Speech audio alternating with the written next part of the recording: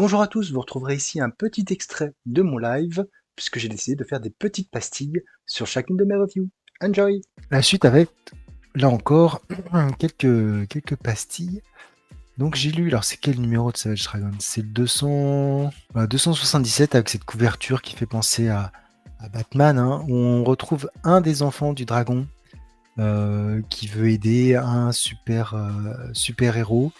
Voilà, sauf qu'en fait, ce qui me fait délirer, c'est que il est beaucoup plus fort, même en tant qu'enfant, que le super-héros lui-même, en fait. Donc, ils vont essayer de démanteler un réseau de prostitution, etc. Enfin bref, c'était pour une fois, Eric Larsen nous a pas fait un numéro avec du Grinch dedans, avec des trucs vraiment limites. C'était presque un numéro normal. Voilà, je me suis dit, ah, c'était pas le numéro de l'année. Il s'est passé des petites choses, mais je dis, oh, ah, l'histoire se développe. Et c'est cohérent. Je dis, ah, j'ai passé un bon épisode là, par rapport à certains qui étaient vraiment très spéciaux. Et je suis dit, non, mais on peut pas, notamment avec Mickey Mouse. Là, je me suis dit, ah, ça c'est plutôt pas mal, ça se lit bien. Ok, nickel. Continue comme ça, Eric. Là, redevient lisible. Le numéro 10 d'Absolute Batman. Voilà, numéro 10 qui flirte avec le body horror. Qui vraiment est très efficace. Un numéro qui, moi, m'a mis une grosse claque à tout niveau. Le héros aussi, d'ailleurs, a une grosse claque, mais vraiment un numéro très efficace. Franchement, Snyder, quoi, je pense qu'il... En fait, il faut qu'il pousse les potards à fond pour être très efficace, le Snyder, quoi. Il est bridé dans ses idées ou dans le cadre, ça marche pas totalement. Là, ça marche vraiment très très bien.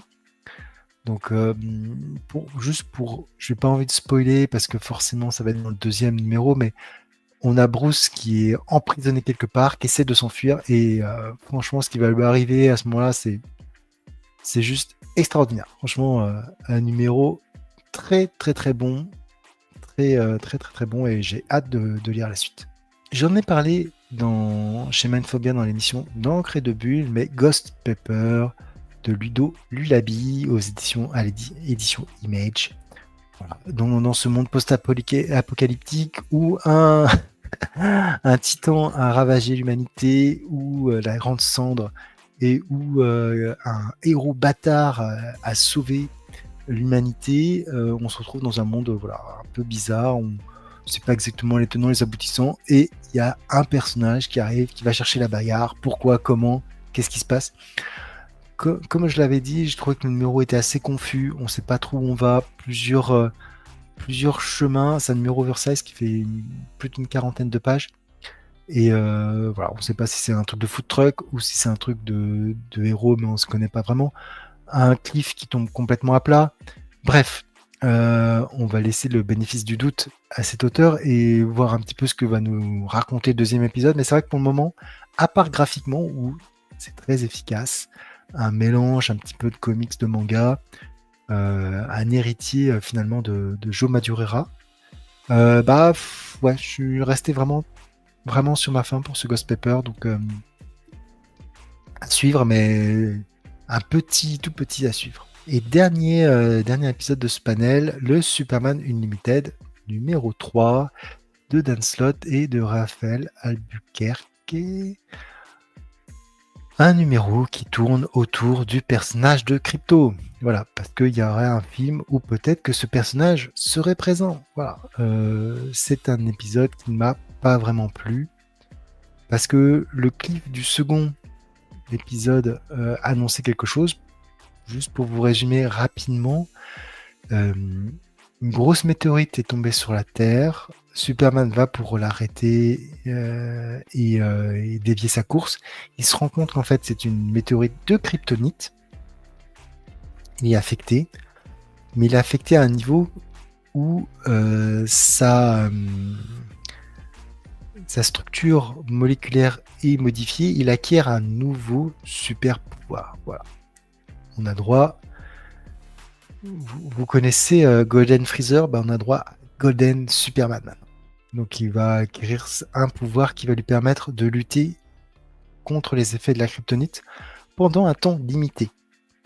Et comme la kryptonite maintenant est partout présente, puisque la météorite s'est écrasée et qu'on en trouve partout, presque on creuse, on trouve de la kryptonite. Donc vous vous doutez bien que tous ceux qui sont contre la super family on utilise des armes en kryptonite, des balles, des couteaux, etc. Donc ce super pouvoir permet à Superman de contrer les effets de la kryptonite. Cependant, il y a un contre-coup, c'est-à-dire il y a une inconvénient, c'est-à-dire qu'en contre-coup, pendant un temps limité là aussi, il perd ses super pouvoirs et devient complètement vulnérable. Et à la fin du second épisode, on découvrait effectivement cette vulnérabilité qui était présentée sur les réseaux sociaux. Donc moi je m'attendais à ce qu'il y ait quelque chose un peu péchu suite à ce cliff. Pas du tout. On a droit à Crypto, comment dire, à l'enfance de Crypto.